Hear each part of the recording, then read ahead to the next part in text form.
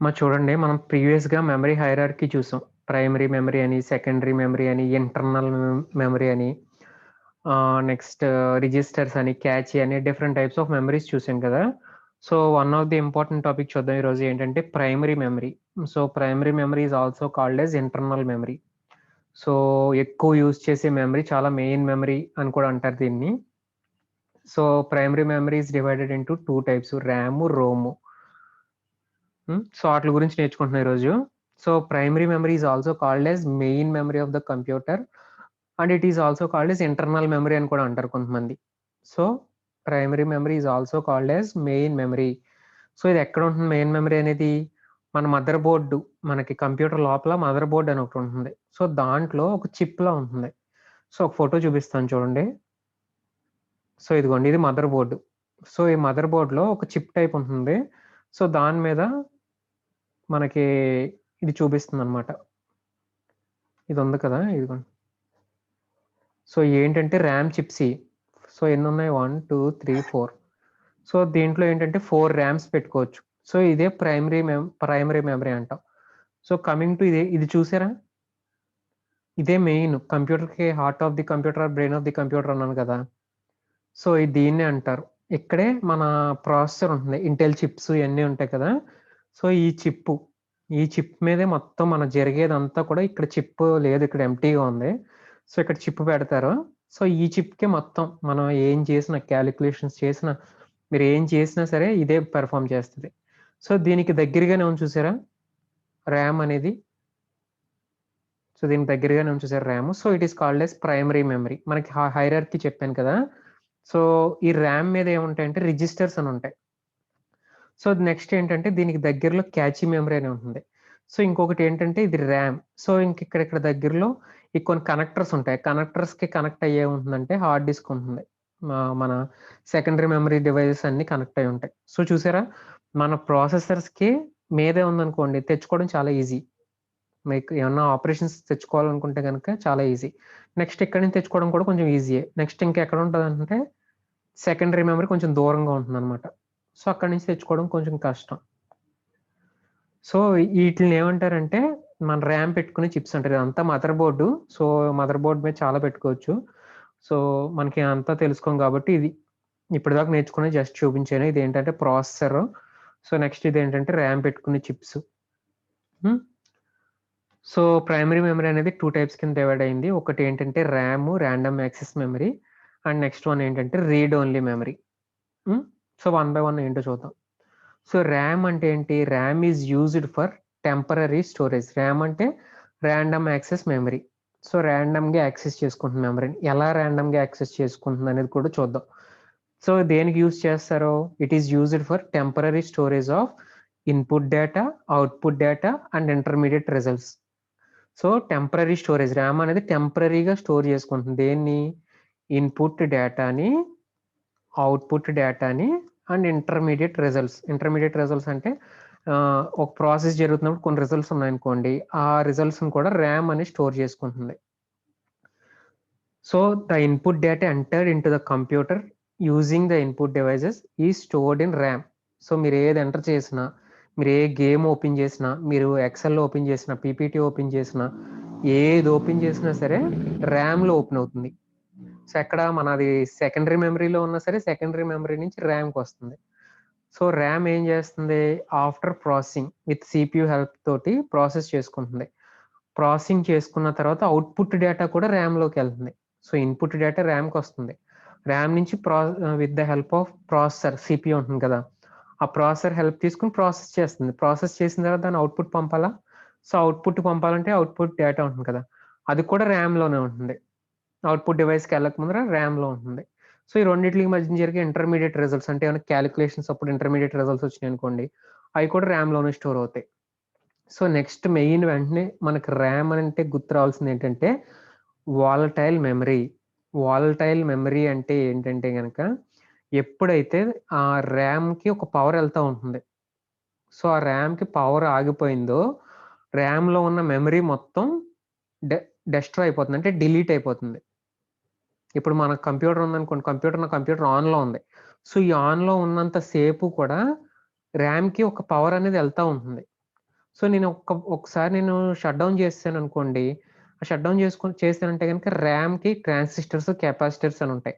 So ఎప్పుడైతే ఆ power అనేది సప్లై ఆగిపోయిందో, ఆ ర్యామ్ మీద ఉన్న మెమరీ అంతా కూడా డిలీట్ అయిపోతుంది. So it is called as volatile memory. So it is a volatile memory. ఎందుకు వాలటైల్ మెమరీ అంటారు? ఎప్పుడైతే మనం పవర్ ఆన్ చేసామో, ఆల్ ఫైల్స్ ఎప్పుడైతే సీపీయూ ఇప్పుడు మీకు పీపీటీ చెప్తున్నాను. పీపీటీ చెప్తే నా సిస్టమ్ ఏమైందంటే సడెన్‌గా షట్ డౌన్ అయిపోయింది. ఛార్జింగ్ చూసుకోలేదు. షట్ డౌన్ అయిపోయింది.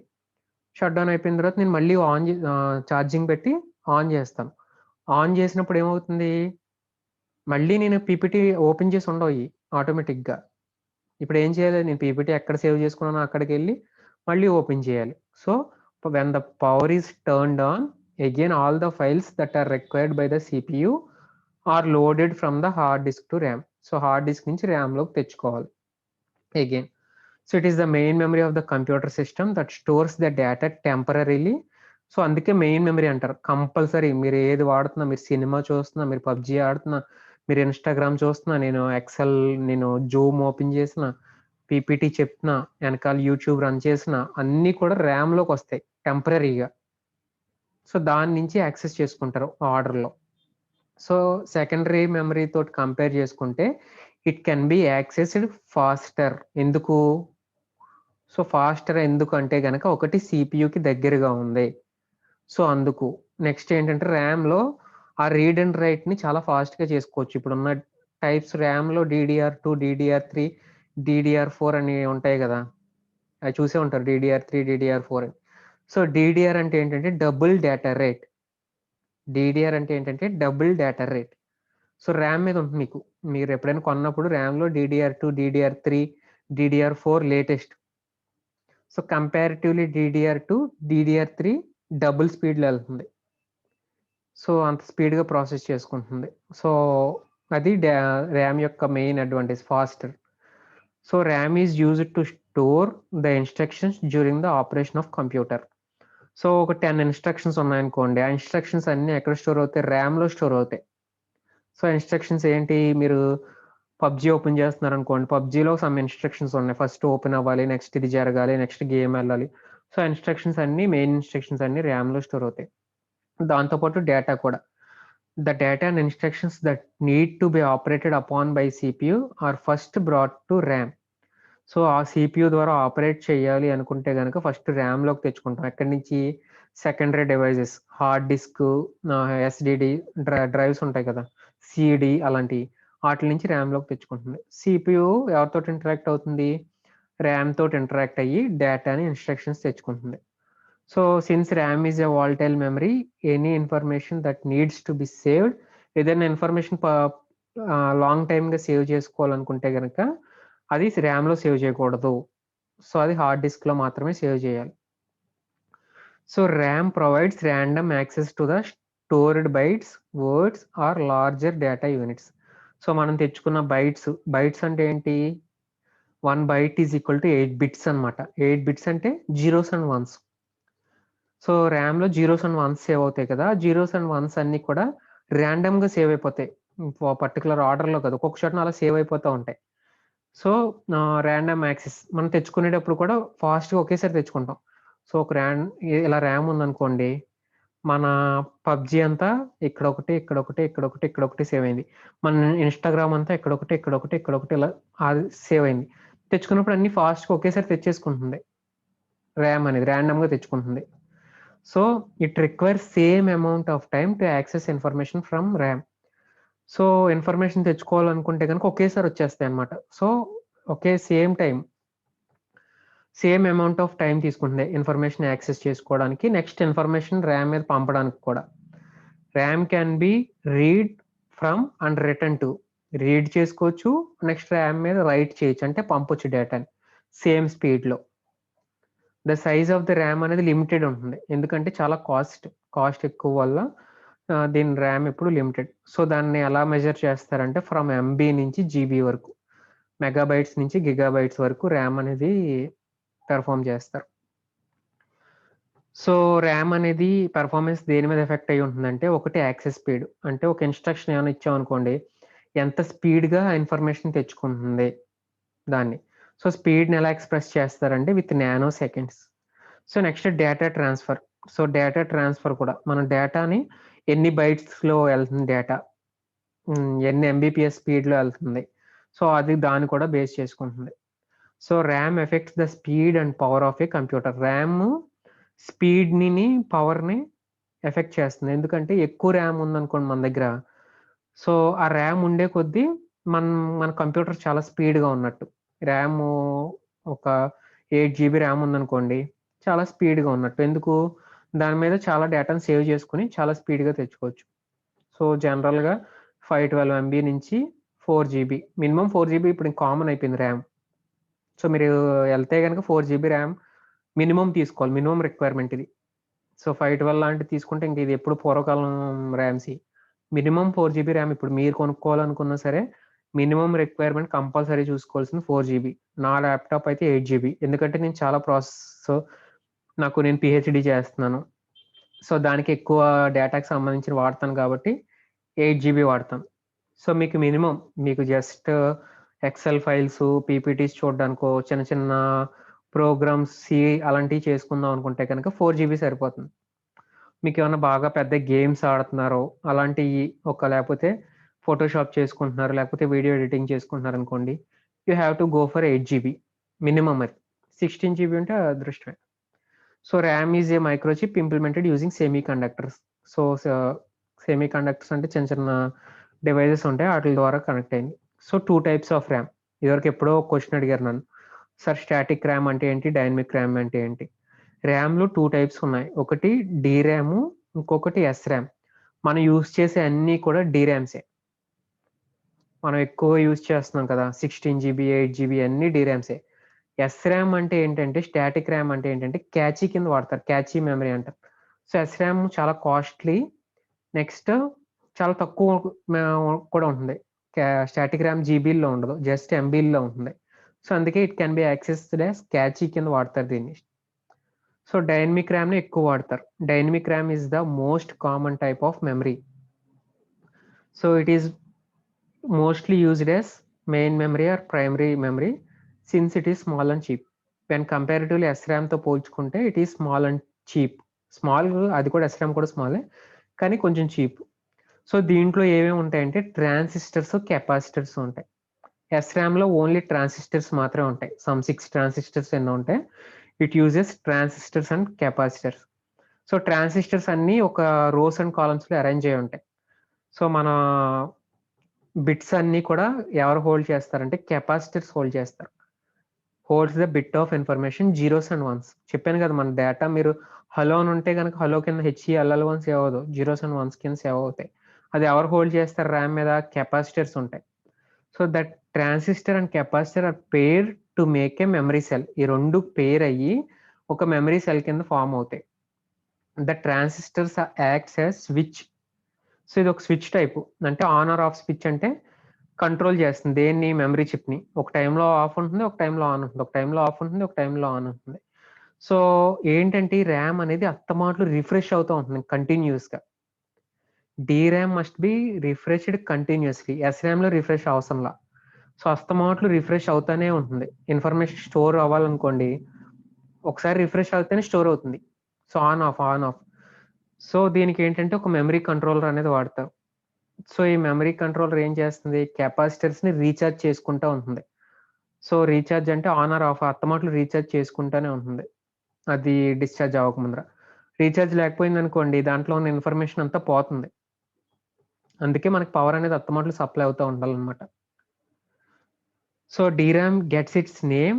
ఎందుకు డీరామ్ అని వచ్చిందంటే కనుక, డైనమిక్గా అత్తమాట్లు ఈ రిఫ్రెష్ ఆపరేషన్ నుంచే డీరామ్ డైనమికల్గా రిఫ్రెష్ అయిపోతూ ఉంటుంది, ఆటోమేటిక్గా రిఫ్రెష్ అవుతూ ఉంటుంది.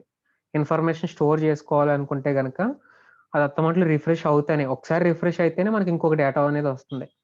సో రిఫ్రెష్ అవ్వకపోతే కనుక మనం డేటాను హోల్డ్ చేసుకుంటూ ఉంటుంది కదా, అది లూజ్ అయిపోతుంది. సో ఆ రిఫ్రెష్ అనేది చాలా ఫాస్ట్, పెర్ సెకండ్ కొన్ని థౌజండ్స్ ఆఫ్ టైం రిఫ్రెష్ అవుతూ ఉంటుంది ఆటోమేటిక్గా. సో ఇక్కడ the refresh operation occurs automatically thousands of time per seconds.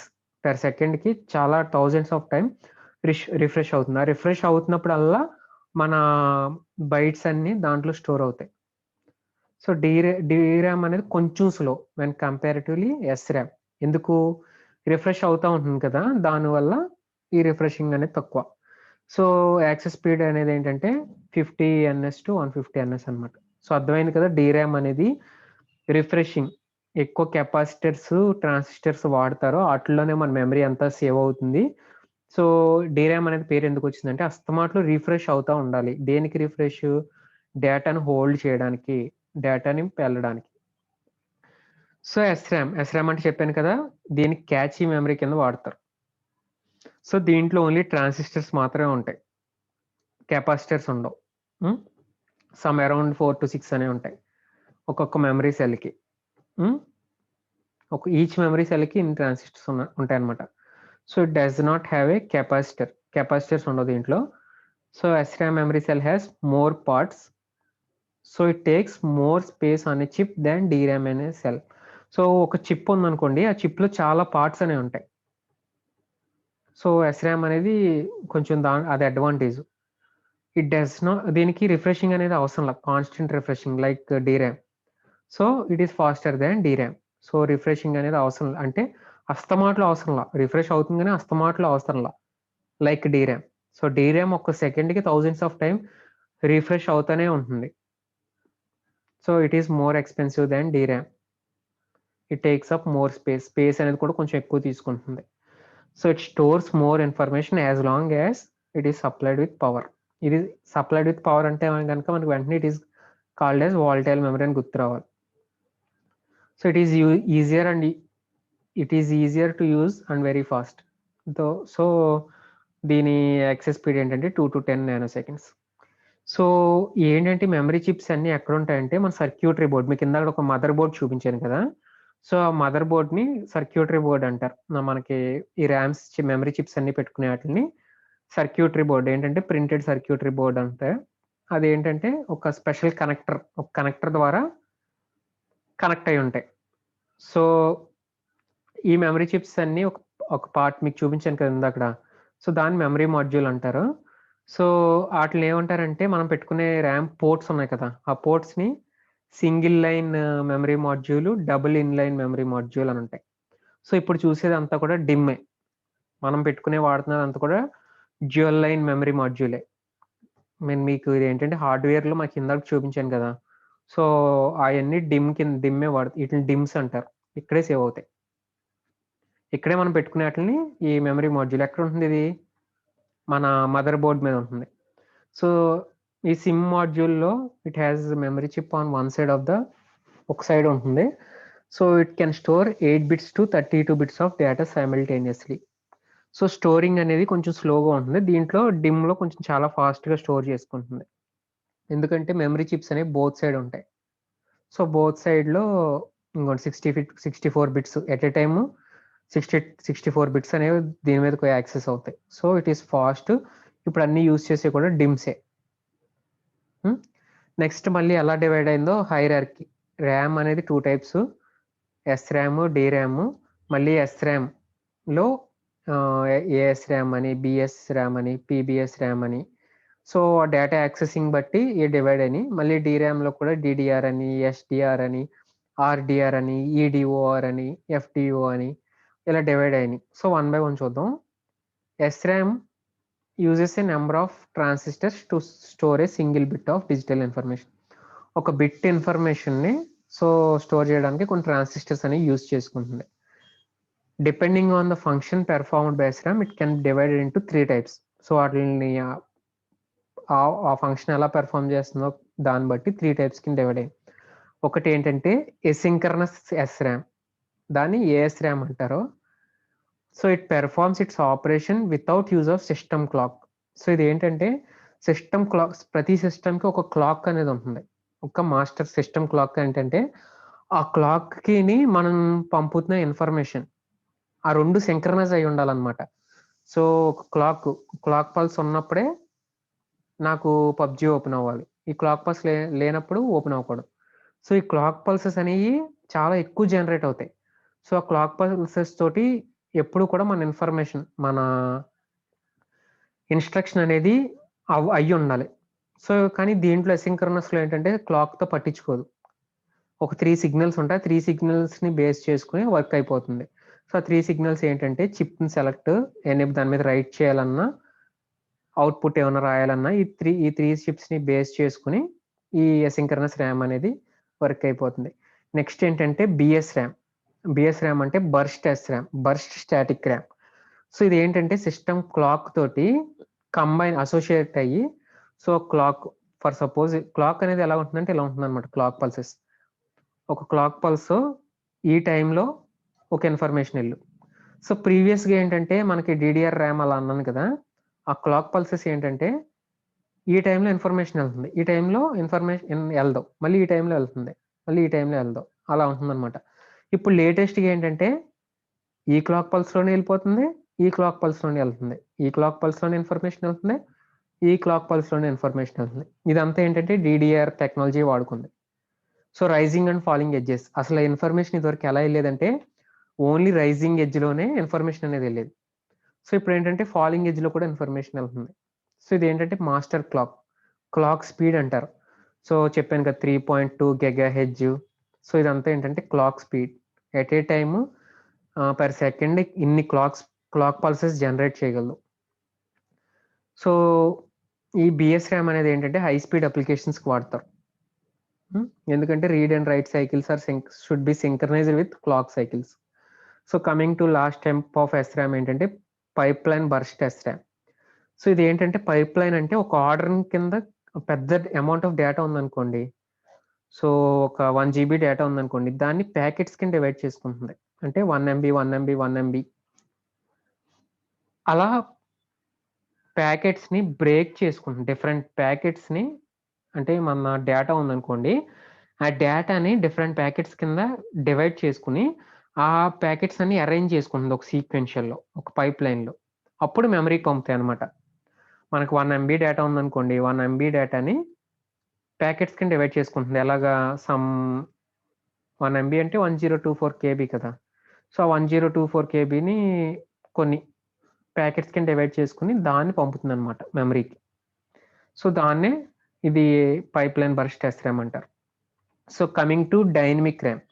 Dynamic RAM is RAM which is used to storage in a storage cell consisting of transistor and capacitor. So, ఎలాగా store చేసుకుంటుంది? ఒక storage సెల్‌లో store చేసుకుంటుంది. ఆ storage cell consists of transistor and capacitor 2 ఉంటాయి. So, ఎస్‌రామ్‌తో పోల్చుకుంటే డీరామ్‌లో కంటిన్యూయస్‌గా refresh అనేది జరుగుతా ఉండాలి. పవర్ తోటి. పవర్ ఉంటుంది కదా! మన పవర్ జనరేషన్ బట్టే రిఫ్రెష్ అవుతూ ఉంటుంది. సో, మీకు ఆ పవర్ జనరేషన్ లేకపోతే గనుక రిఫ్రెషింగ్ అనేది ఆగిపోతుంది. సో, ఎందుకంటే కెపాసిటర్‌కి కావాలి మెయిన్ పవర్ అనేది కెపాసిటర్‌కి కంపల్సరీ కావాలి. సో, డీరామ్ మళ్ళీ సమ్ టైప్స్ కింద డివైడ్ అయింది. ఒకటేంటంటే సింక్రనస్ డీరామ్. ఎస్‌డీరామ్ అంటారు. సో, ఇదేంటంటే క్లాక్ సైకిల్ తోటి అసోసియేట్ అవుతుంది. సో, క్లాక్ పల్స్ ఎప్పుడైతే ఎళ్తుందో అప్పుడే ఈ డేటా అనేది ఎళ్తా ఉంటుంది. సో, దేనితో సింక్రనైజ్ అవుతుంది క్లాక్ సైకిల్ అనేది ప్రాసెసర్ బస్. బస్ అంటే చెప్పాను కదా! డేటాని క్యారీ చేయడానికి యూజ్ అవుతుందని. So, it consists of 2 internal memory banks. లోపల 2 ఇంటర్నల్ మెమరీస్ ఉంటాయి. ఏంటంటే అడ్రెస్ అన్నీ ఎళ్ళడానికి, నెక్స్ట్ డేటా అన్నీ ఎళ్ళడానికి. సో, అడ్రెస్ లైన్స్ అన్నీ ఒక బ్యాంక్ ద్వారా ఎళ్తుంది. నెక్స్ట్ ఇంకొక బ్యాంక్ నుంచి డేటా లైన్ ఎళ్తుంది. సో, నెక్స్ట్ ఎళ్ళినప్పుడు ఏంటంటే మళ్ళీ అదే బ్యాంక్ నుంచి అడ్రెస్ లైన్స్ అనేవి రీడ్ కూడా చేసుకుంటుందన్నమాట. సో, కమింగ్ టు ఇయన్నీ ఇదివరకు పాత డీరామ్స్. ఇప్పుడు use చేసేయన్నీ DDR RAMs. Ah, a RD RAM, SD RAM ఇయన్నీ పాతగా యూజ్ చేసేవారు. సో, ఆర్‌డీ ర్యామ్ అంటే ఏంటంటే Rambus DRAM. So, Rambus includes అనే కంపెనీ వోళ్ళు ఇది డిజైన్ చేశారు. సో, ఇది చాలా ఫాస్ట్‌గా ఎళ్తుంది. When comparatively synchronous DRAM. So, ఏంటంటే కొంచెం సైజ్ కూడా తక్కువ. Compact in size and 16 bit address bus అంటాను గదా! So, 16 bits of address bus use చేసుకుంటుంది. సో, దీంట్లో ఏంటంటే చాలా డేటా లైన్స్ ఉంటాయి. దాంట్లో 2 డేటా లైన్స్ అన్నాను గదా! ఒకటి అడ్రెస్ లైన్ ఎళ్తున్నప్పుడు, ఇంకొకటి రీడ్ చేసుకున్నప్పుడు. సో, దీంట్లో చాలా లైన్స్ ఉంటాయన్నమాట. సో, దానివల్ల ఏంటంటే డేటా యాక్సెసింగ్ చాలా స్పీడ్‌గా చేసుకోవచ్చు.